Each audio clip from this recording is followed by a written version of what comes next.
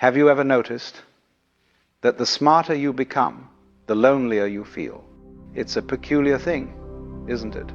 You'd think that intelligence would connect you to people, that seeing more, understanding more, would bring you closer to others.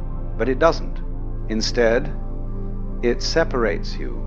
You walk into a room and everyone is laughing at something you don't find funny, talking about things that seem trivial, surface level, safe.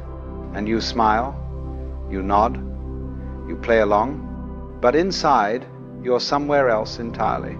You're thinking about the conversation beneath the conversation, the patterns no one mentions, the questions no one's asking, and suddenly you realize you're alone. Not physically, but in every way that matters. This is the hidden cost of intelligence. The price nobody tells you about, the isolation that comes, not from being different, but from seeing differently. Let me tell you something about intelligent people, something that might explain why you feel the way you do. Intelligence isn't just about knowing more, it's about perceiving more, connecting dots that others don't see, following thoughts to their logical conclusions, even when those conclusions are uncomfortable. And here's the problem. Most people don't want to go there. They don't want to question the game. They want to play it. They don't want to examine the mask. They want to wear it. They don't want to wonder if the emperor has clothes. They want to complement the fabric. But you can't help it. You see the threads hanging loose. You notice the inconsistencies, the contradictions, the unspoken agreements everyone pretends are absolute truths. And when you point them out, even gently, even playfully, people get uncomfortable. Not because you're wrong, but because you're right. And being right about things people don't want to examine makes you dangerous.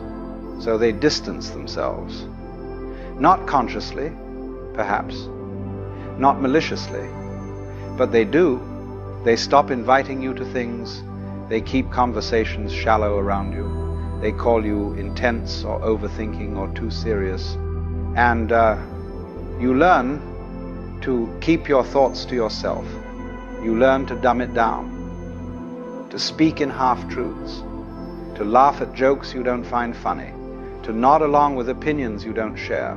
You learn to hide, because full honesty, you've discovered, is social suicide. Authentic expression is loneliness in motion. Being truly yourself means being truly alone. And so, intelligent people find themselves in this strange position. Surrounded by others, but profoundly isolated. Speaking, but never really heard. Present, but not quite there. It's not that you think you're better than anyone. That's not it at all. In fact, you'd give anything to just fit in. To care about the things they care about. To find meaning in the conversations they have. But you can't. You've seen too much, thought too deeply, gone too far down the rabbit hole to come back and pretend the surface is all there is. This is what people don't understand about intelligence. It's not a gift you can put down. It's not a switch you can turn off. It's a lens you see through permanently.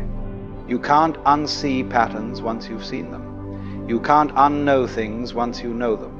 You can't go back to simple answers once you've understood the complexity.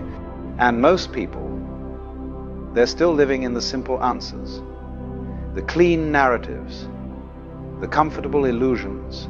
They believe what they're told to believe. They want what they're told to want.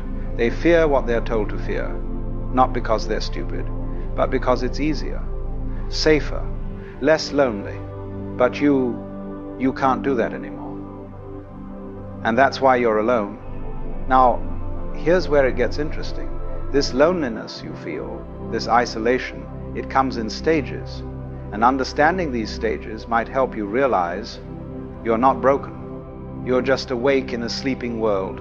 The first stage is confusion. You're young, perhaps, or newly aware, and you start noticing things don't add up. The adults are saying one thing but doing another. Society claims to value truth but punishes honesty. People preach kindness, but practice cruelty when no one's watching. And you think, maybe it's just me. Maybe I'm missing something. Maybe everyone else understands something I don't. So you try harder. You study people. You observe. You analyze. You attempt to figure out the rules of the game everyone else seems to know instinctively. So you try harder. You study people. You observe. You analyze. You attempt to figure out the rules of the game everyone else seems to know instinctively. But the more you understand, the less it makes sense. The rules are arbitrary, the game is rigged, and everyone's pretending not to notice. That's when you enter the second stage, frustration. You try to explain what you see. You point out the contradictions. You ask the questions that expose the illusions. You speak the truths everyone's thinking but no one's saying. And you are met with resistance, denial, hostility even. People tell you you're overthinking, being negative.